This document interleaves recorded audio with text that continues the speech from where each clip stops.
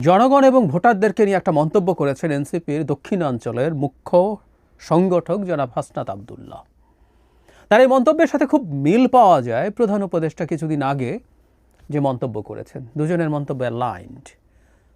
মনে হতে পারে ডক্টর ইউনূসকে গুরু মানছেন জনাব হাসনাত, কিন্তু আমি মনে করি যে এই জিনিসে তাকে গুরু মানা উচিত হয়নি, এমন একটা কাজই তিনি করলেন। ডক্টর ইউনূসকে গুরু মানার মতো অনেক অনেক গুণ তার আছে, অনেক কিছু শেখার আছে, কিন্তু তিনিও মানুষ, তিনিও ভয়ঙ্কর ডিজাস্টার করেন মাঝে মাঝে। যেমন তিনি পদত্যাগ যেদিন করতে চেয়েছিলেন তার মাপের মানুষের কাছ থেকে আমরা এটা এক্সপেক্ট করিনি, আর যে মন্তব্যের কথা বলছি সেটাও এক্সপেক্ট করি না।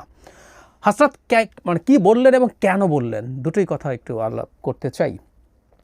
আমরা মনে রাখবো ডক্টর ইউনূস রাজনীতিবিদ নন, তিনি একটা দেশের এই মুহূর্তে সরকার চালাচ্ছেন এবং উনি রাজনীতিতে আর আসছেন না, কিন্তু জনাব হাসনাত আব্দুল্লাহ রাজনীতি করেন। এই ডিফারেন্সের জায়গাটা বুঝতে হবে। আমি একটু পড়ি তিনি কি বলেছেন। তিনি বলছেন, আমাদের দেশের ভোটাররা 200 টাকায় ভোট বিক্রি করেন। আপনারা যদি টাকা দিয়ে ভোট বিক্রি করেন তাহলে যোগ্য নেতা কোনোদিনও ক্ষমতায় আসবে না। আপনি একদিন আপনার ভোটটা যদি বিক্রি করে দেন, তারা 5 বছর ধরে নির্যাতন করবে। সেজন্য নেতা নির্বাচনে যোগ্য প্রার্থীকে প্রাধান্য দেবেন। আমরা জানি যে এনসিপির টপ লিডার্স এই মুহূর্তে উত্তরাঞ্চল সফর করছেন। তাদের এই সাংগঠনিক সফর অসাধারণ, প্রশংসনীয়, তাই করা উচিত ছিল। তারা শুরু করেছেন, তারা আরও আগে করলে হয়তো আরও আগে ভালো করতেন। এবং বেশ কিছু জায়গায় আমি দেখছি যে ভালো জনসমাগম হচ্ছে। এটা আমার কাছে খুবই আনন্দের ব্যাপার। আমি বহুবার বলেছি, আওয়ামী লীগের অবর্তমানে সেই ফাঁকা জায়গাটা যদি এনসিপি নিতে পারে বিএনপির প্রতিদ্বন্দ্বী হিসেবে, আমি সবচেয়ে সুখী হব। এজন্যই তাদের শুরুর দিকেই বেশ কিছু ক্ষেত্রে যেখানে যেখানে ব্যত্যয় দেখছি, সমস্যা দেখছি, আলোচনা করি, সমালোচনা করি, তাদেরকে সতর্ক করার চেষ্টা করি। এবং এই সতর্ক করার চেষ্টা তাদের শুভাকাঙ্ক্ষী হিসাবে আমি বিশ্বাস করি তারা সেটা বোধ করেন বা বোঝেন। বাংলাদেশে বিএনপির অপোজিটে একটা ধর্মভিত্তিক মোর্চা, ডানপন্থী মোর্চা তৈরি হবে। একজন মধ্যপন্থী মানুষ হিসাবে আমি এটা পছন্দ করি না। আফটার অল এনসিপি নিয়ে নানান রকম স্পেকুলেশনস আছে, তাদের আচরণ নিয়ে নানান সমালোচনা আছে, কিন্তু আফটার অল তারা অন্তত ঘোষিতভাবে একটা মধ্যপন্থী রাজনৈতিক দল এখন পর্যন্ত।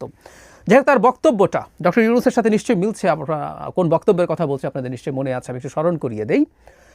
প্রধান উপদেষ্টা গিয়েছিলেন লন্ডনে, সেখানে চ্যাথাম হাউসের সাথে একটা ইন্টারভিউতে এক প্রশ্নের জবাবে। প্রশ্নটা ইন্টারেস্টিং, কারণ সংস্কার নিয়ে আমাদের দেশে এই আলাপটা হচ্ছে, এবং সেখানে একটা খুবই ইন্টারেস্টিং প্রশ্নকর্তা ডক্টর ইউনূসকে করেছিলেন। সেটা হচ্ছে এরকম যে আপনি রাজনৈতিক দলগুলোর সাথে বসে বসে সংস্কারের সিদ্ধান্ত নিয়ে নিচ্ছেন, কিন্তু এখানে জনগণের এজেন্সি কোথায়? জনগণের এজেন্সির শেষ জায়গা তো আসলে গণতান্ত্রিক ব্যবস্থায় মানুষের ভোট। তো তিনি বলছেন, প্রশ্নকর্তা বলছেন যে দলগুলো সেইগুলো ম্যানিফেস্টো বানিয়ে কে কী সংস্কার চায় জনগণের কাছে যাবে এবং ভোট দেওয়ার মাধ্যমে জনগণ তার এজেন্সি কনফার্ম করবে। এই কথাটা আমি বহুবার বলেছি যে যে ইস্যুতে সংস্কার হচ্ছে না সেগুলো নিয়ে সবাই ভোটে যাক। এনসিপি যদি মনে করে এই জিনিসগুলো সব জনগণ চায়, জনগণ তাদেরকে ভোটে নির্বাচিত করবে।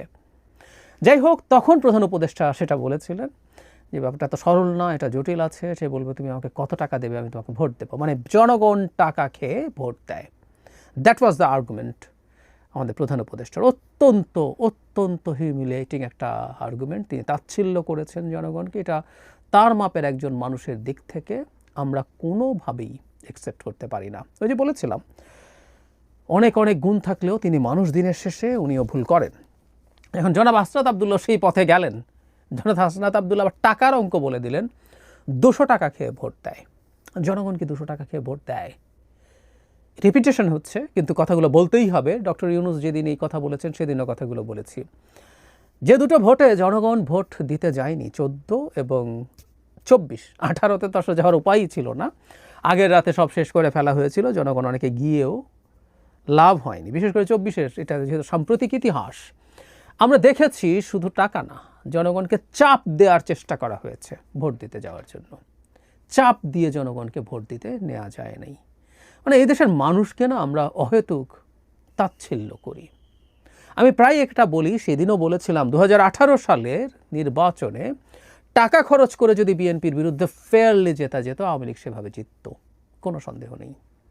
এবং বিএনপির তুলনায় 200 না, 2000 না, 20,000 টাকা, আরও বেশি টাকা দিয়ে দিয়ে জনগণকে তারা ভোট কেনার চেষ্টা করতেই পারত। এই বেশি মার টাকা তাদের ছিল। এবং একটা ফেয়ার নির্বাচনে যদি টাকা দিয়ে জনগণকে ফেয়ারলি সিল মারাতে পারতো, আওয়ামী লীগ রাতে সিল মারতে যেত না। তারা খুব ভালোভাবে জানতো এই করে পার পাওয়া যাবে না। আমি এটা অস্বীকার করছি না, ভোটে টাকা বিলি হয়, কিছু কিছু মানুষজন তার নিয়ন্ত্রণে থাকা মানুষের জন্য টাকা নেন, বলার চেষ্টা করেন যে আমি তাদেরকে ভোট দেওয়াবো, বা কেউ কেউ টাকা নেন না, তাও না, নিয়ে তারা ভোট দেন কি না সেটা নিশ্চিত না। একই সাথে এই প্রবণতা এখন আসলে নেই, প্রায় খুব কম, কোনো সন্দেহ নেই।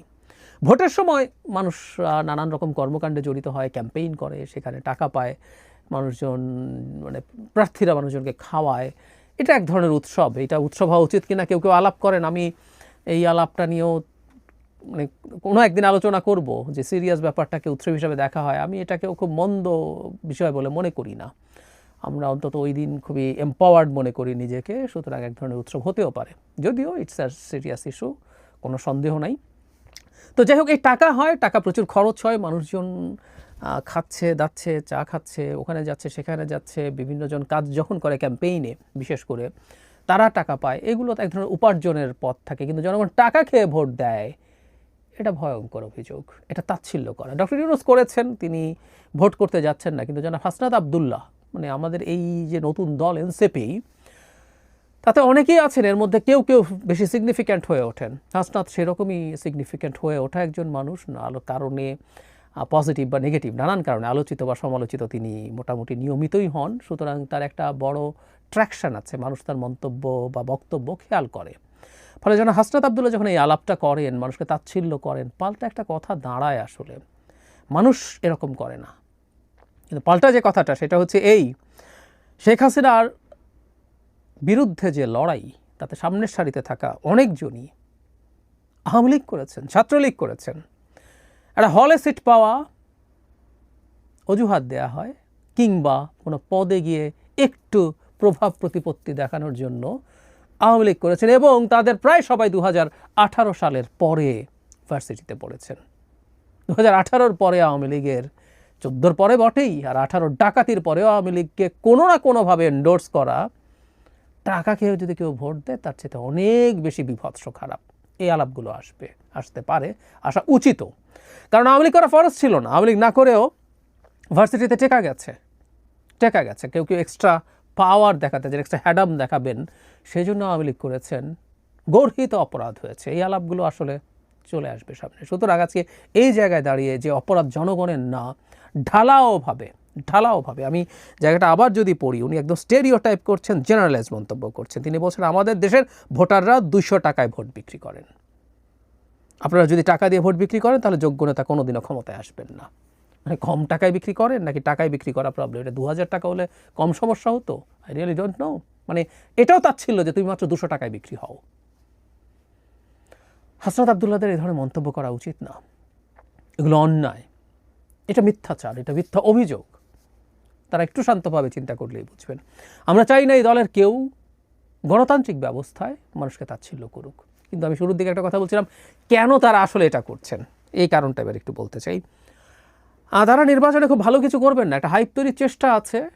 তারা যদি নিজে নিজে নির্বাচন করেন, তারা একটা সিটেও জিতবেন বলে আমি মনে করি না। একদম যদি কোনো জোট ছাড়া কেউ যদি তাদেরকে ছাড় না দেয়, যদি সর্বশক্তিতে তারা ফাইট করেন, একটা সিটেও জিতবেন বলে আমি বিশ্বাস করি না। ফলে পরাজয়ের একটা অজুহাত তারা আগেই তৈরি করছেন কিনা, আমাদের তো এত টাকা নেই, ওই দল বা সেই দলের অনেক টাকা আছে, তারা টাকা দিয়ে জিতে গেছে। অবশ্য 200 টাকা করে দিয়ে যদি কেনা যায়, এনসিপির লোকজন 200 টাকা করে পার ভোটার দেওয়ার মতো অবস্থা থাকতে পারে, যদিও তারা সেটা করবেন না, অন্তত তিনি তার বক্তব্যে এটা বলছেন। কিন্তু তারা এই অজুহাতটা তৈরি করে রাখছেন, তারা এই কারণে পরাজিত হয়েছেন। একটা কথা মনে রাখা জরুরি, সেটা হচ্ছে এই রাজনীতি করতে এসে যেই রাজনীতি তারা করতে চান, সেটার ব্যাপারে মানুষকে জেনুইনলি কানেক্ট করা দরকার। এটা খুব ইম্পর্টেন্ট। প্রতিপক্ষকে কী করছে তার সমালোচনা আসবে, এটা সত্য, এটা করতেও হবে, আমি এটা নিয়ে দ্বিমত করি না। কেউ কেউ এনসিপি বিএনপিকে সমালোচনা করছেন, আমি এটাকে খারাপভাবে দেখি না। তিনি যখন জনগণের সামনে যাবেন, তার কাজই হবে হচ্ছে কেন তিনি বেটা, তিনি কী করতে চান, আর অন্যরা কী খারাপ করছে, এটা করারই কথা। এটা ঠিক আছে, কিন্তু ওই যে বললাম যে কোনো অজুহাতের প্রয়োজন নাই। পরাজিত হতে পারি, তাই একটা অজুহাত বানিয়ে রাখলাম, জনগণ টাকা খেয়ে ভোট দেয় তাই আমি জিতি নাই। ডক্টর ইউনূসও বলছেন জনগণের কাছে গেলে টাকা খেয়ে ভোট দেবে, সুতরাং আমি রাজনৈতিক দলের সাথেই মানে আলোচনা করে সংস্কার করে ফেলতে চাই। এই ধরনের অজুহাত তৈরি করার কোনো দরকার নেই। তারা একটা নতুন দল এসছেন, তারা সিরিয়াসলি পলিটিক্সটা করুন, তাদের এখনই জিততে হবে এটারও জরুরত নাই। তারা যদি সিনসিয়ারলি কাজ করেন, তারা যদি অনেক জায়গায়, বেশ কিছু জায়গায় সিগনিফিক্যান্ট নাম্বার অফ ভোটস পান, সেটা নিয়ে আমার সিরিয়াস ডিবেট মানে কনফিউশন আছে, সন্দেহ আছে, কিন্তু যদি পান সেটাও অনেক কিছু এই সামান্য সময় তৈরি হওয়া দলটার জন্য। এখনই অনেক কিছু করে ফেলতে হবে, জিতে যেতে হবে এতগুলো সিটে, অতগুলো সিটে অপ্রয়োজনীয়। আর বটম লাইন হচ্ছে এটা, গণতান্ত্রিক ব্যবস্থায় আমরা যে মানুষগুলোকে নিয়ে কাজ করি এই মানুষগুলোই আছে, এদেরকে নিয়ে কাজ করি। এরপর নানান আলাপ হয়, কেউ এটা বলছেন, কয়দিন পরে এই আলাপ হবে, জনগণ শিক্ষিত না, তারা কি ভোট দেবে, কেউ করেন। আমি আগেও একদিন বলেছি সক্রেটিস এই আলাপ করতেন, গণতন্ত্র নিয়ে পছন্দ করতেন না, কারণ জনগণ আসলে তার যেটা প্রয়োজন, যে মানুষ যে কাজের জন্য যাকে প্রয়োজন সেটা মানে নির্বাচিত করার মতো যোগ্য কিনা এই আলাপ সমালোচনা উনি করেছেন। উনি যেন গণতন্ত্র পছন্দ করতেন না। সো কোনো একদিন হারলে বলবো টাকা, কোনো একদিন টাকার বিনিময় না হলে বলবো জনগণ যথেষ্ট শিক্ষিত না তাই আমাকে চিনতে পারে নাই। কিন্তু দিনের শেষে আসলে এই জনগণকে নিয়েই গণতান্ত্রিক ব্যবস্থা কাজ করে। কোনো একদিন আমরা একেবারে দুর্নীতিমুক্ত, একেবারে সচেতন একটা জনগোষ্ঠী পাওয়ার আগ পর্যন্ত এদেরকে নিয়ে কাজ করতে হবে। সুতরাং রাজনৈতিক দলের কোনো সদস্যের, কোনো নেতার উচিত হবে না জনগণকে তাচ্ছিল্য করা হয়, জনগণকে ছোট করা হয়, এমন কিছু করা। এটা ডক্টর ইউনূস করলেও খুবই বাজে কাজ করেছেন। এই ক্ষেত্রে তাকে গুরু মোটেও মানা উচিত না, কিন্তু হযরত আব্দুল্লাহ সেটাই করলেন।